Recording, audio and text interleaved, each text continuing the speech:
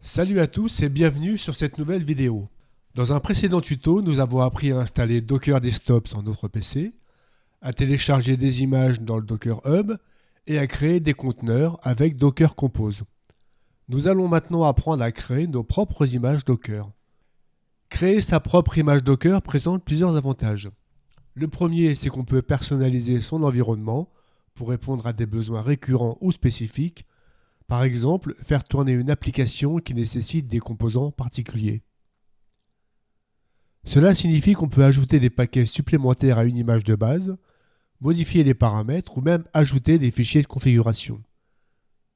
On peut également s'assurer que tous les composants sont à jour et exempts de vulnérabilités connues.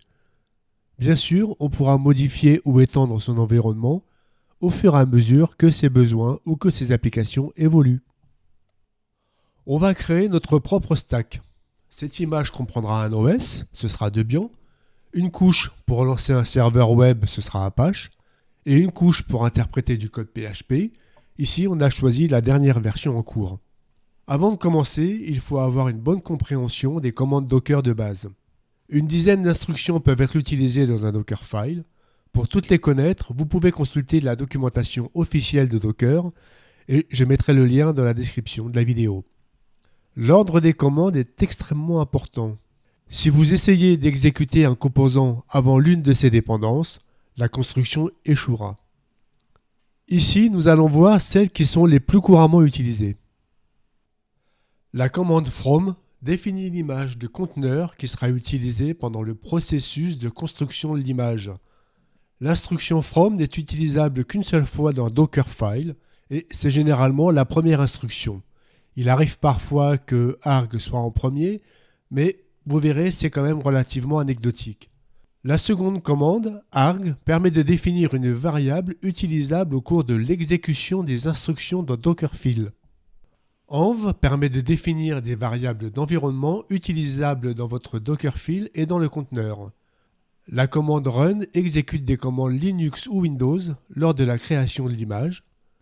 La commande copy permet de copier des fichiers internes vers le conteneur Docker. Les fichiers et les répertoires doivent se trouver dans un chemin relatif au fichier Dockerfile.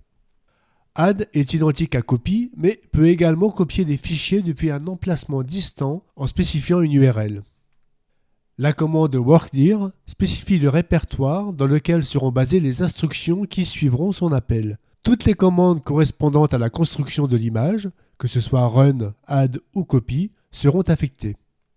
La commande expose redirige l'exécution du conteneur vers un port particulier. La commande user sert à déterminer l'utilisateur ou le groupe d'utilisateurs pouvant interagir avec l'image qui sera créée. La commande cmd permet de définir une commande qui sera exécutée seulement si vous exécutez le conteneur sans avoir spécifié de commande. La commande entryPoint est utilisée pour configurer les exécutables qui s'exécuteront toujours après l'initialisation du conteneur, mais à la différence de la commande cmd, les arguments ne pourront pas être remplacés ou ignorés, même si d'autres arguments sont indiqués en ligne de commande. Encore une fois, cette liste n'est pas exhaustive et je vous invite à consulter la documentation officielle de Docker. Pour les besoins du tuto, j'ai déjà réalisé un fichier Dockerfile, Dockerfile ou Dockerfile. Vous allez m'entendre dire un peu les deux. Ne vous inquiétez pas, c'est la même chose, c'est simplement que mon anglais est très approximatif. Voilà donc à quoi ressemble notre fichier et je vais vous le commenter. Vous aurez peut-être déjà remarqué que toutes les lignes qui commencent par des dièses sont des commentaires. On va donc commencer par la commande from. Et on va aller chercher dans le hub une image qui correspond à celle qu'on voudrait. J'ai choisi celle de The King's Code. Cette image comprend beaucoup de choses qui nous intéressent déjà, à savoir PHP, Apache, mais également la version 11 de Debian.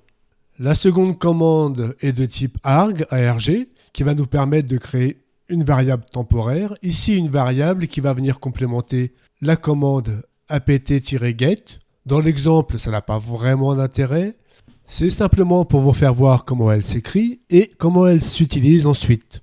La prochaine commande env ajoute une variable d'environnement qui ici va nous servir à masquer l'avertissement Composer pour les commandes exécutées en tant que super utilisateur. S'ensuivent deux commandes run. La première, apt-get update, met à jour la liste des fichiers disponibles dans le dépôt apt présent, dans le fichier de config. On installe ensuite les applications qui vont être nécessaires pour Composer, puis des extensions PHP. Ici, on a choisi d'installer les librairies GD, PDO MySQL, BCMat et OPCache. Vous aurez noté l'instruction nproc qui sert à gérer les threads disponibles. Et on termine par un nettoyage des répertoires. L'intérêt de créer son image Docker réside également dans le fait qu'on peut personnaliser ses fichiers de configuration, qu'il s'agisse des fichiers Apache ou du fichier PHP-ini.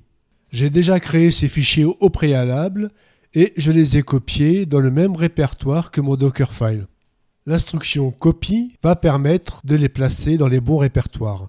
J'ai également créé un fichier index.php qui va être placé dans le répertoire var www.html et qui contient du code PHP, tout simplement un PHP info. La prochaine commande workdir indique simplement le répertoire du travail et la dernière ouvre le port 80. Bien sûr, les fichiers de configuration que j'ai créés sont très basiques et n'ont pas d'autre intérêt réel que d'être dans cet exemple, mais je mettrai un lien vers mon GitHub de sorte que vous ne perdiez pas de temps à les recréer vous-même. Je ferai un dossier complet avec les répertoires et le fichier Dockerfile également. On a décrit notre image dans ce fichier.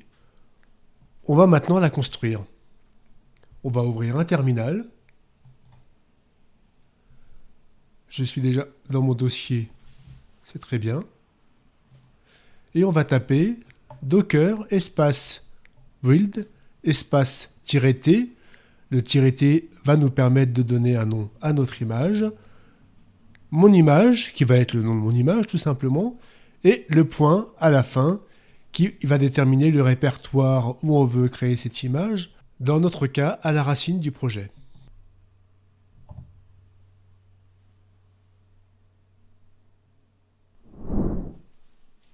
Voilà, c'est fait. Notre image est terminée. On va vérifier qu'elle existe bien dans le Docker. Si vous vous souvenez du précédent tuto, il faut faire docker image tout simplement. Et on voit que notre image est bien là. On va maintenant lancer cette image dans un conteneur. Et pour ça, il faut faire docker run-d. Vous vous souvenez qu'on l'avait vu dans le précédent tuto, c'était un détache. On donne un nom au conteneur, on lui indique le port et on donne le nom de l'image. On valide. On va vérifier que le conteneur a bien été créé. Docker ps-a. Mon conteneur est bien créé et il est lancé. On va ouvrir notre Docker Desktop. Vérifier que notre image est bien là. On clique dessus. On a bien notre instruction from avec notre Debian.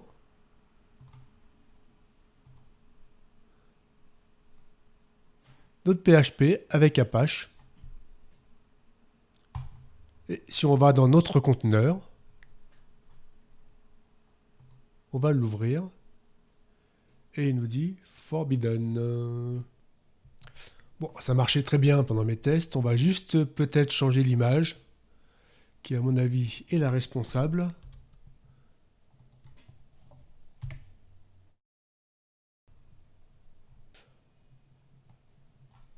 Ça va nous donner l'occasion de revoir un petit peu nos commandes. On va supprimer le conteneur et on va supprimer l'image. Docker ps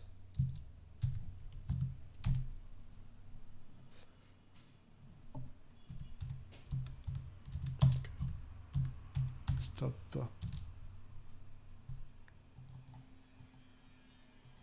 mon conteneur.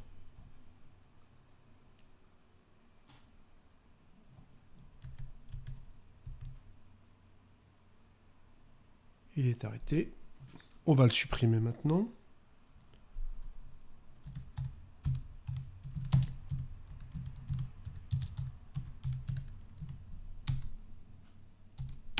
On va maintenant supprimer l'image.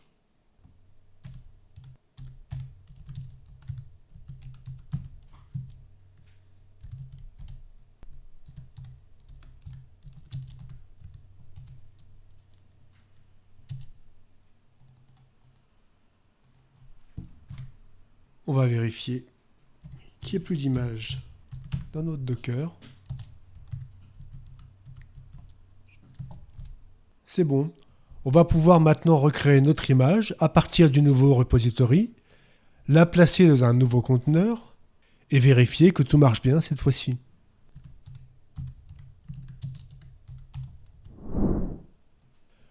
Je vous ai épargné les instructions pour recréer l'image et pour recréer un conteneur.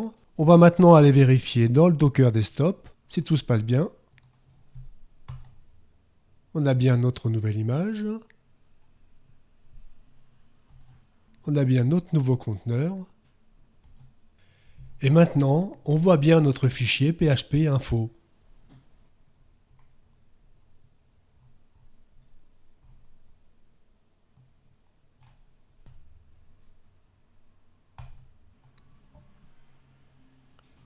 On va maintenant pouvoir déposer notre image sur le hub.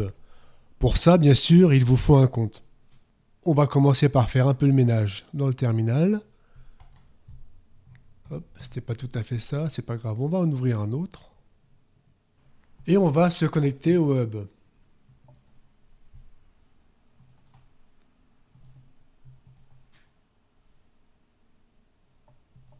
On va sur Docker Hub. On se connecte avec nos identifiants.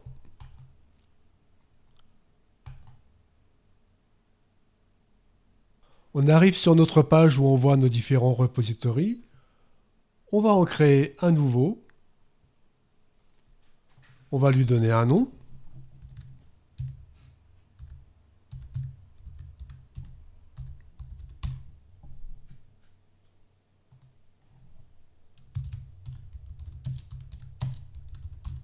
On veut que cette image soit publique, donc on laisse cocher public. Et on clique sur Create. On va maintenant se connecter au web avec la commande docker login.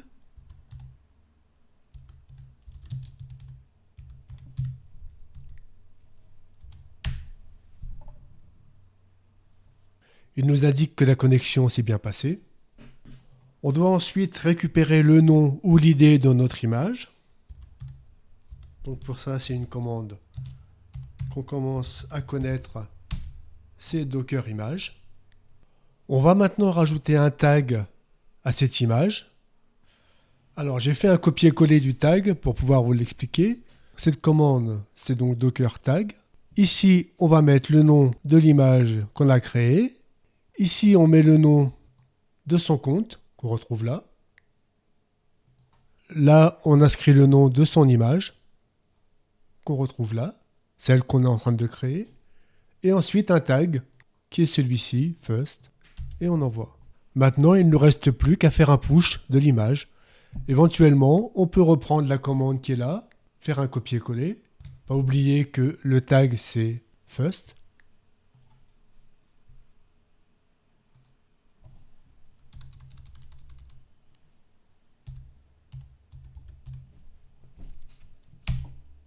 Et on envoie.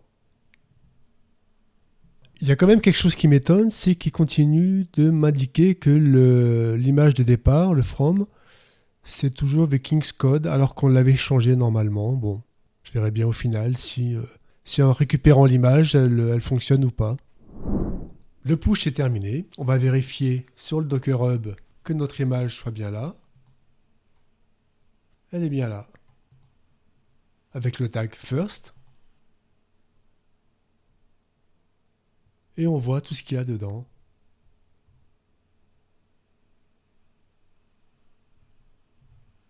On peut maintenant faire une recherche sur le Docker Hub pour voir ce que contient notre compte. On a deux repositories, celui-ci qui existe depuis 3 mois et celui qu'on vient de mettre à l'instant.